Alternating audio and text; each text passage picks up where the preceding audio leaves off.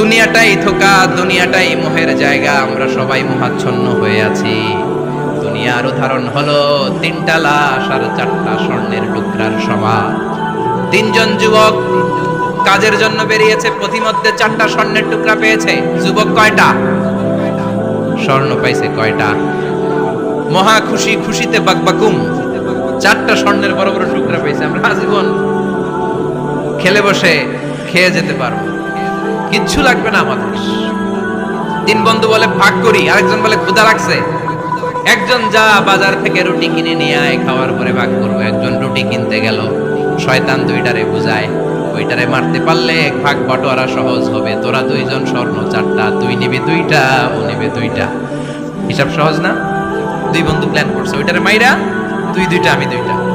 যেটা রুটি আনতে গেছে প্ল্যান করেছে রুটির মধ্যে বিষ মিশায় নেই, কি মিশাবো? বিষ।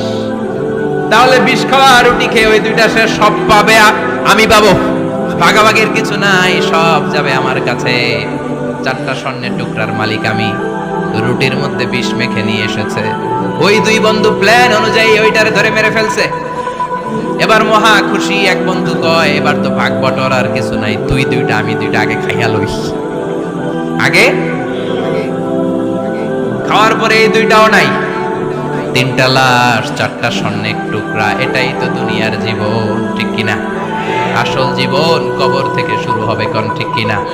একদিন মাটির ভেতরে হবে ঘরে মন আমার, কেন বাঁধো দালান ঘরে মন আমার, কেন বাঁধো দালান ঘর, ঠিক কিনা? দুনিয়ার জীবন আসল জীবন না, এটা মরিচিকা, এটা ধোঁকা, এটা মোহ, এটা শয়তানের চাকচিক্য। আসল জীবন কবরের জীবন। আসল জীবন সামনে পড়ে আছে, জন্য বরকতে বিশ্বাস করি আমরা, ঠিক কিনা?